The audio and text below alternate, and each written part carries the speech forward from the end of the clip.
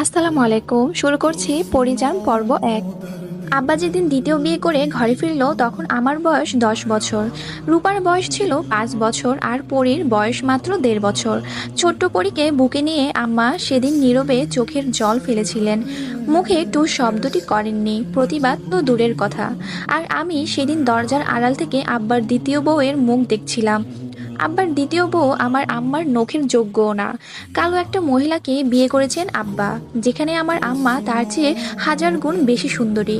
তারপরও আব্বা এই মহিলাকেই বিয়ে করেছিলেন, কারণ একটাই, আব্বার একটা পুত্র সন্তান চাই। না হলে তার এত সব সম্পত্তি কে দেখবে, তার জমিদারি কে সামলাবে। যেদিন পরীর জন্ম হলো সেদিন আব্বা বাড়িতে ফেরেনি, কিন্তু তার কাছে ঠিকই খবর পৌঁছেছিল যে তার মেয়ে হয়েছে। সেজন্যই আব্বা রাগ করে বাড়িতে আসেনি। তার ঠিক দুদিন পর আব্বা বাড়িতে এসেছিল, কিন্তু কারো সাথে কোনো কথা বলেনি। পরপর ৩টা মেয়ে জন্ম দেওয়ার জন্য আম্মাকে অনেক কথা শোনায় দাদি। আম্মা নাকি ছেলে জন্ম দিতে পারবে না। তার সাথে আরও একটি কথা দাদি বলেছিল, তা হলো যেই মাইয়ার রূপ বেশি হয় পোলা পয়দা করতে পারে না কোনো দিন। এই কথাটা শুনে সেদিন আমার অনেক কষ্ট হয়েছিল, কিন্তু আম্মা কিছুই বলেনি, চুপচাপ নিজের কাজ করেছিল। পরীকে কোলে রাখতো রূপা, আর আমি স্কুল থেকে ফিরে এসে পরীকে কোলে নিতাম। ও যখন ছোট ছোট হাত পাগুলো নাড়াতো তখন আমার খুব ভালো লাগতো। আম্মা বলে আমার আর রূপার থেকেও পরী বেশি সুন্দর। গালে একটু ছোঁয়া পড়তেই ওর গাল দুটো লাল হয়ে যেত, মনে হতো রক্ত জমাট বেঁধে গেছে। সেই ভয়ে পরীকে বেশি কোলে নিতাম না, পাছে যদি ব্যথা পায়। কিন্তু রূপা ছোট পরীকে কোলে নেওয়ার জন্য সবসময় আকুপাকু করত। পরীকে কোলে নিয়ে বারান্দায় দাওয়ার বসে বৃষ্টি দেখতো, আর আমি তার পাশে মোড়া পেতে বই নিয়ে বসে থাকতাম। পরীর যখন ছোট ছোট পা ফেলে হাঁটতো তখন দেখতে বেশ লাগতো, ঠিক মোমের পুতুলের মতো। আমাদের দ্বিতীয় আম্মাকে দেখে আমি মুখ ফিরিয়ে নেই, কিন্তু রূপা আর পরী তো বোঝে না, ছোট তো। ওরা দুজনই ওই মহিলার আশেপাশে ঘুরঘুর করত। পরীকে যখন উনি কোলে নিত আমি দৌড়ে গিয়ে ওনার কোল থেকে ছিনিয়ে আনতাম পরীকে। কিছু না বললেও মনে মনে কষ্ট পেতেন উনি, এতে আমি খুব খুশি হতাম। তবে সবচেয়ে বেশি খুশি হয়েছি যখন ওই মহিলারও একটা মেয়ে হয়, কিন্তু দুর্ভাগ্যবশত ওনার মেয়েটা মারা যায়। এরপর আরও একটি মেয়ে জন্ম দেন, কিন্তু সেটাও মারা যায়। তারপর যখন আর পড়তে পারলো না পড়ি, তার আগে ডাক পড়লো আবেরজান বেগমের। সাথে সাথে বিষাদের ছায়া নেমে এলো পরীর মুখে।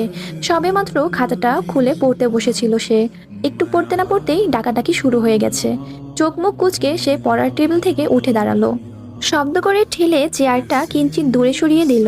সিমেন্টের মলাটে আবৃত খাতাটা বন্ধ করে সযত্নে বইয়ের ভাঁজে রেখে দিয়ে ছুটল দাদির ঘরে। সেখানে যেতেই চোখ গেল পালঙ্কের উপর বসে থাকা আবেরজান বেগমের দিকে। বিছানায় গা এলিয়ে দিয়ে শুয়ে আছেন তিনি।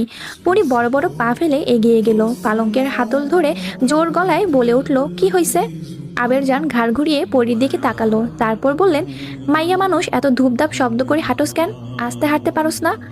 দাদির জ্ঞানমূলক কথাবার্তা কোনো কালই পছন্দ নয় পরীর। যখনই সামনে আসবে তখনই একটা না একটা জ্ঞানের সহিত কথা বলবেই। পরী দাদির প্রশ্নের জবাব না দিয়ে বলল, তুমি কি কইবা তাড়াতাড়ি কও, আমার মেলা কাম আছে। আবেরজান হাতের ইশারায় নিজের পানদানি দেখিয়ে বললেন, একখানা পান দে। আগের ন্যায় ধূপধাপ পা ফেলে জলচৌকির দিকে এগিয়ে গেল। হাঁটু গেড়ে বসে পান বানিয়ে এনে দাদির হাতে দিতেই তিনি পানটা মুখে পুরে নিলেন। পরি কৌটা থেকে কিছুটা চুন দাদির তর্জনী আঙ্গুলে মেখে দিয়ে কৌটাটা আগের স্থানে রেখে দিল।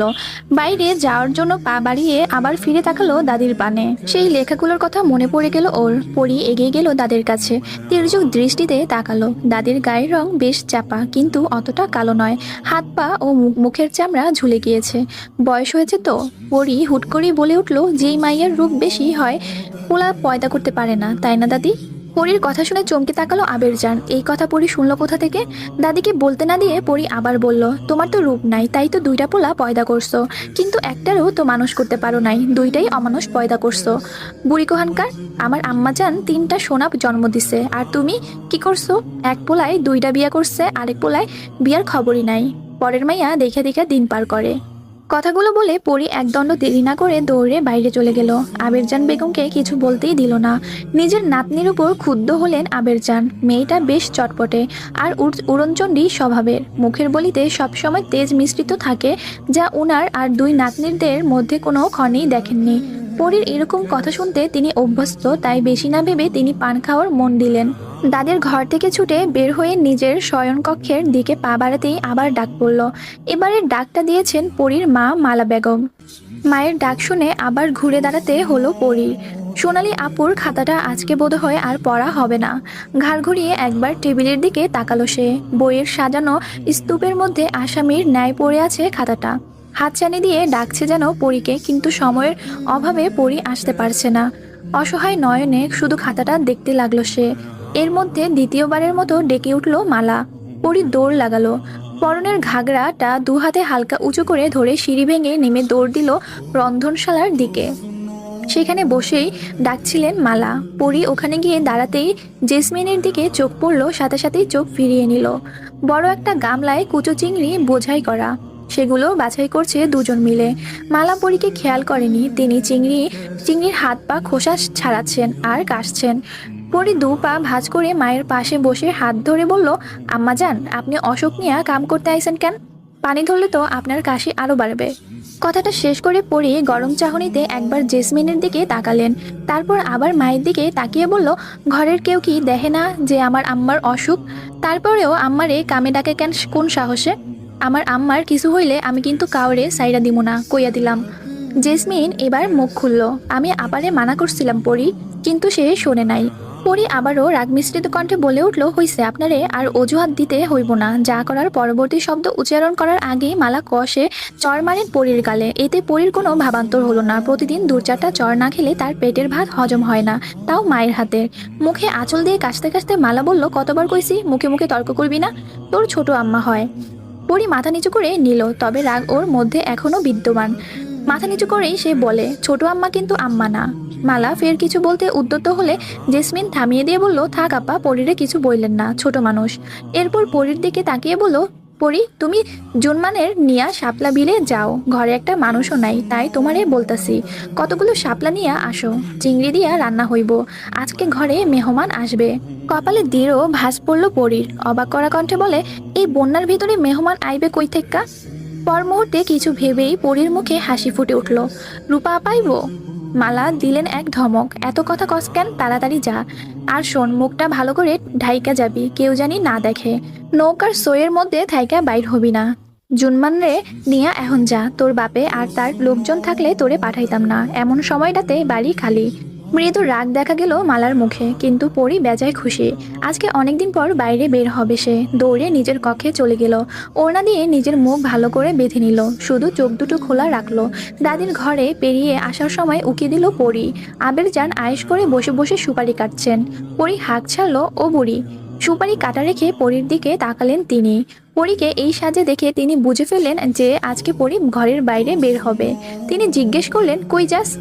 পরী ভেংচি কেটে বলল, তা দিয়ে তোমার কাম কি? আমি এখন যাই, আসমান থাইকা যদি তোমার স্বামী ডাক দেয় তাইলে ভুলেও যাইও না কিন্তু। দেশ বন্যার পানিতে ভাইসা গেছে, তোমারে কবর দেওয়ার জায়গা পামু কই? পরী খিলখিল করে হাসতে হাসতে চলে গেল। আবারও রাগ হলো আবেরজানের। তার ভাষ্য মতে মেয়েদের জোরে হাসতে নেই, কাশতে নেই, এমনকি কাঁদতেও নেই। মেয়ে মানুষ থাকবে মোমের মতো, আগুনের স্পর্শ পেলে নীরবে গলে যাবে, জ্বলবে পূর্বে ছাই হবে, তবে মুখ থেকে শব্দ বের হবে না। কিন্তু পরীর স্বভাব তার ধারণার বাইরে।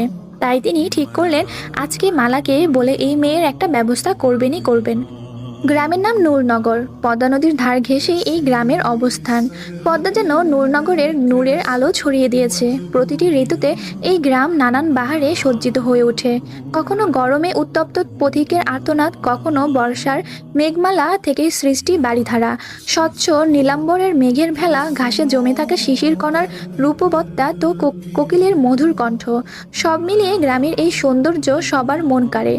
কিন্তু এখন আর এই গ্রামে সেই সৌন্দর্য নেই। 5 দিন ধরে এই রূপবান গ্রামটি নদীগর্ভে বিলীন হয়ে গেছে। টানা বর্ষণের ফলে পদ্মা উপচে জলস্রোত দ্রুত তলিয়ে দিয়ে গেছে এই গ্রামের সাথে সাথে আরো অনেক গ্রাম। গরিব অসহায় মানুষেরা আশ্রয় নিয়েছে আশ্রয় কেন্দ্রে। কেউ কেউ নৌকা নিয়ে ভাসছে, কিংবা কলাগাছের ভেলায়। দুর্ভিক্ষ নামিয়ে দিয়েছে সারা দেশে এই প্রলয়কারী সর্বনাশ বন্যা। ঠিক এইরকম বন্যা হয়েছিল আজ থেকে 10 বছর আগে, 1988 সাল। আর এখন 1998 চলছে। এতগুলো বছর পর আবার সেই বন্যার মুখোমুখি সবাই। কেউই জানে না এই বন্যা কতদিন থাকবে, কতদিন মানুষ না খেয়ে অসহায় হয়ে পড়ে থাকবে। তারা কি বাঁচবে নাকি অসুখে অনাহারে অকালে প্রাণ হারাবে? নৌকার ছইয়ের ভেতর বসে আছে পরী, দুপাশে পর্দা টেনে দিয়েছে। এটা মায়ের করা হুকুম। আর জুনমান নৌকা বাইছে। পরী ছইয়ের ভেতরে থেকে চেঁচিয়ে উঠল, হ্যাঁ রে জুনমান, আজকে নাকি মেহমান আইব। কারা আইব জানোস? বইটা হাতে নৌকা ঘুরাতে ঘুরাতে জুনমান জবাব দিল, শহর থেকে ডাক্তার আইব আপা, বন্যার পানিতে ভিজে অনেকের অসুখ হয়েছে, হ্যার লাগাই আব্বা শহর থেকে ডাক্তার আনতেছে, তারাই আইব। তোরে কইছে কেডা? জুরমান অকপটে স্বীকার করে বলে, বড় আম্মাই কইছে। পরি আর জবাব দিল না। শাপলা বিলে নৌকা আসতেই পরীর মনটা খুশিতে নেচে উঠল।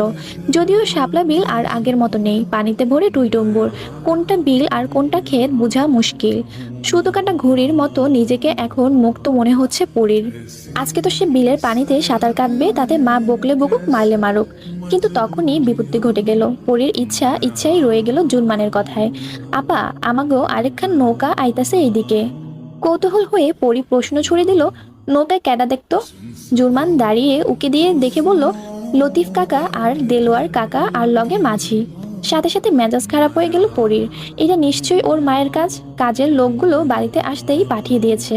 পরীর আর ভালো লাগে না এইরকম খাঁচায় বন্দি পাখি হয়ে থাকতে। এটা খোলা আকাশের মুক্ত পাখির মতো উড়ে বেড়াতে চায় সে। কিন্তু ওর মায়ের জন্য তা আদৌ কখনো সম্ভব হবে কিনা সে জানে না। কথায় কথায় কসম দিয়ে পরীকে চুপ করিয়ে দেন তিনি। পরী জড়সড় হয়ে বসেই রইল ছইয়ের ভেতরে। সম্পান মাঝি দাঁড় বাইছে, সাথে আরো দুজন মাঝিও আছে। বিশাল আকৃতির নৌকাখানি টেনে নেওয়া একটুখানি কথা না। 3-4 জন মাঝি তো লাগবেই। ঘাম ছুটে গেছে সবার। হঠাৎ করেই কেউ ডেকে উঠলো, ও সম্পান মাঝি, ওইদিকে কই যাও? খাড়াও দেখি একটুখানি।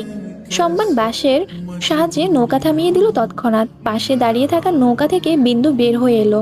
পরনে অর্ধ নোংরা শাড়ির আঁচল কোমরে গুজে দিয়ে শুধালো, ওইদিকে কই যাও? সম্পান নৌকার ধার ঘেঁষে এসে দাঁড়ালো। বলল, জমিদার বাড়ি যাইরে বিন্দু, ডাক্তার আনছি শহর থেকে, হ্যাগরে দিতেই যাইতাছি। বিন্দু উকি দিল নৌকার ছইয়ের ভেতর, তারপর বলল, ওই দিক দিয়া যাইও না মাঝি, সকালে দিয়া আমারে খবর দিল পরিবানো আজ শাপলা বিলে আইছে, ওর লগে 2 খাটাইশও আইছে, গেলে ভালা হইব না। সম্পানের মুখে চিন্তার ছাপ দেখা দিল। সে আড়ষ্ট কণ্ঠে বলল, কসকে পড়ি আহার সময় পাইল না, অন্যদিক দিয়া গেলে অনেক ঘোরা পড়ব, আমাকে তো জলদি যাইতে হইব, এখন কি করি?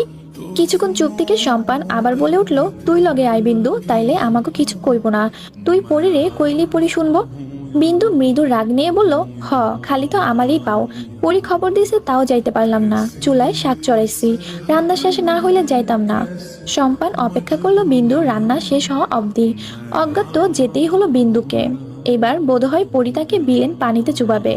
বিন্দুর নৌকায় বসতেই মাঝিরা নৌকা ছাড়লো। নৌকায় বসা সবাই এতক্ষণ বিন্দু ও সম্পানের কথা শুনছিল, কিন্তু কথাগুলো সম্পূর্ণ বুঝে উঠতে পারেনি কেউ। তাই একটি মেয়ে কৌতূহল হয়ে জিজ্ঞেস করেই বসে, পরীকে? বিন্দু ঘাড় ঘুরিয়ে মেয়েটির দিকে তাকিয়ে জবাব দিল, আমাগো গ্যারামের জমিদারের সোরমাইয়া।